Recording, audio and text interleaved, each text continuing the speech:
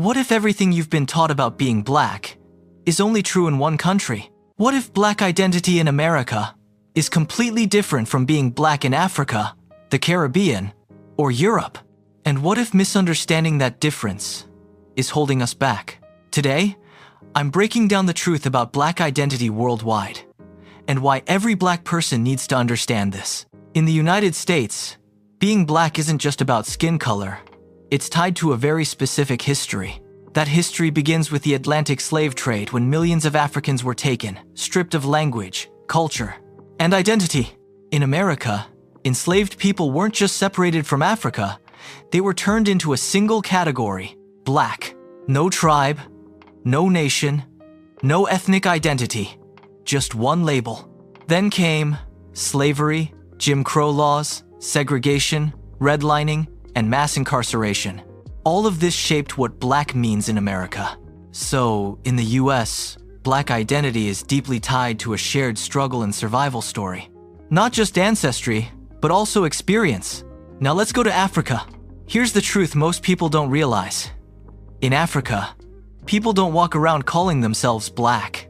They identify by ethnicity, nation, and language. Someone might say, "I'm Nigerian, I'm Ghanaian, I'm Yoruba." Not "I'm black." Why? Because in Africa, black is the majority.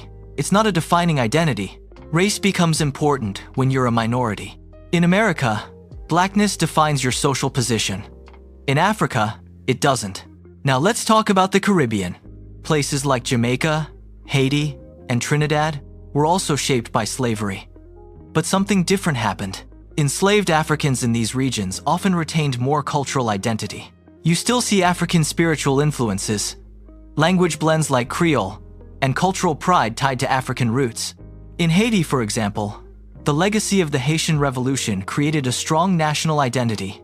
So instead of just black, people say, "I'm Haitian, I'm Jamaican." Now let's look at Europe, especially places like the UK and France. Here, black identity is shaped by immigration, not slavery within the country itself. In France, Africans first arrive in significant numbers during the late 19th and early 20th centuries, largely as a result of French colonial expansion in West and North Africa.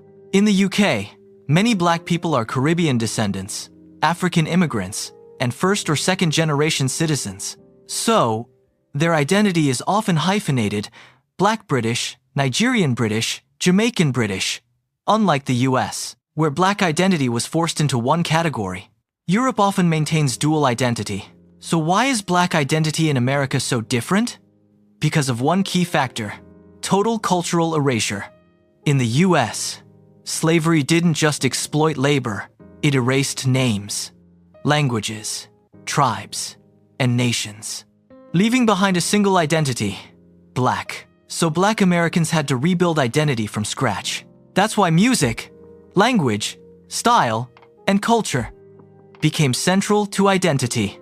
It wasn't inherited, it was created. Now here's the part most people miss, and the part that matters. Black identity is not one thing. It's not universal. It's shaped by history, geography, and power structures. Same roots, different realities. A black American, a Nigerian, and a Jamaican share ancestry. But they don't share the same identity, and misunderstanding that can lead to cultural clashes, miscommunication, and division. Understanding these differences doesn't divide us. It gives us clarity we desperately need. At the end of the day, black people around the world are connected by history, but shaped by different journeys. And the more we understand those journeys, the stronger we become. We may not be the same, but we're all still connected. Please like and subscribe if you enjoyed this. It helps the channel grow and allows for more content like this.